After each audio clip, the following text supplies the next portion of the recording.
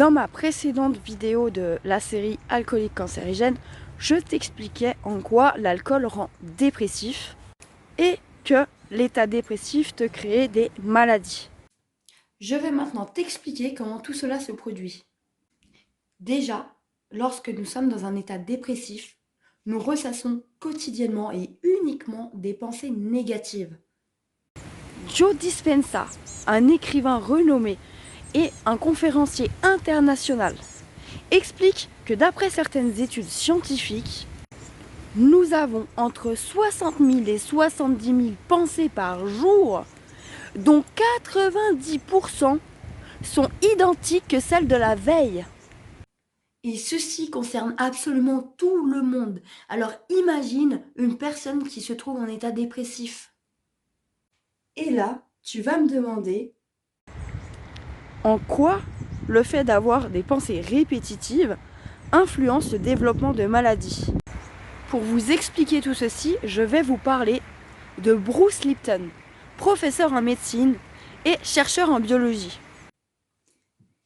Il explique que seulement 8 maladies se transmettent réellement par hérédité génétique dans le monde entier, seulement 8 maladies, et que par exemple les cancers n'en font pas partie. Pour les cancers, seul un gène se transmet par hérédité, sachant qu'un cancer, c'est l'assemblage entre 12 à 14 gènes.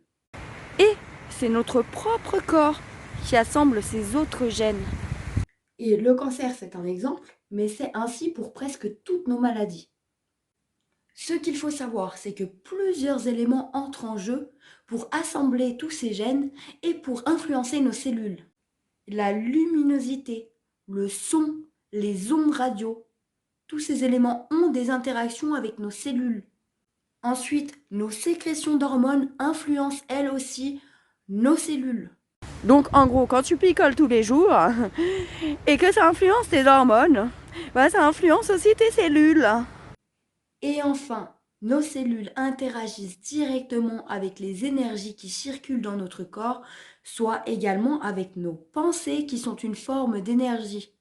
Si tu veux plus de détails concernant les nombreuses expériences qui ont prouvé que les pensées émettent une énergie, je t'invite à lire mon livre. Donc je te remets le lien dans la description de cette vidéo là aussi.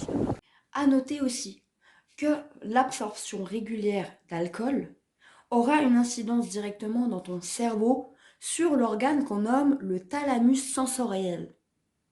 C'est cet organe-là qui interprète tout ce que tes sens perçoivent. En gros, quand tu sens une odeur, quand tu vois de la lumière ou quelque chose, quand tu entends un bruit. Et la façon dont ton thalamus va interpréter tout ceci, c'est lié à tes pensées. Parce que c'est ce que tu crois et ce que tu penses qui influencera le déchiffrement des informations sensorielles. Pour résumer, lorsque tu es alcoolique depuis un certain temps, non seulement tes hormones sont totalement déréglées, mais tes pensées négatives et répétitives influencent ce que ton cerveau va percevoir de l'environnement extérieur. Et les conséquences de tout ça, finalement, c'est que tes cellules, elles reçoivent des informations mauvaises de tous les côtés. L'environnement extérieur est mauvais, l'environnement intérieur du corps est mauvais aussi pour tes cellules. Comment ne pas développer une maladie dans de telles circonstances?